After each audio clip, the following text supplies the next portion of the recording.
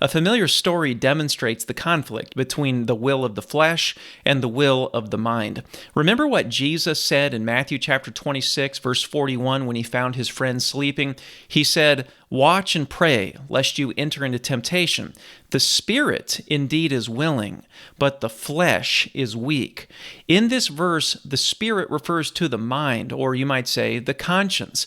The conscience says stay awake, but the flesh says to go to sleep. The conscience says to trust in the Lord, but the flesh says to be afraid. The conscience says to stand for what's right, but the flesh says to run. And so Paul concludes in Romans chapter 7, verse 25, "So then with the mind I myself serve the law of God, but with the flesh the law of sin." But here's the problem. The flesh eventually wins.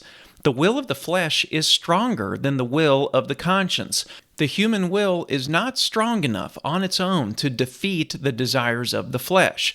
Here's how Paul describes this in Romans chapter 7, verses 22 through 24.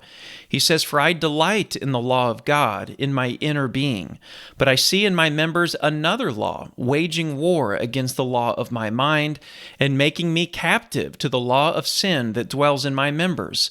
Wretched man that I am, who will deliver me from this body of death?" So Paul says the flesh wins, and what's worse is the conscience eventually dies. The conscience can become so damaged that it no longer has a meaningful influence on our decision making.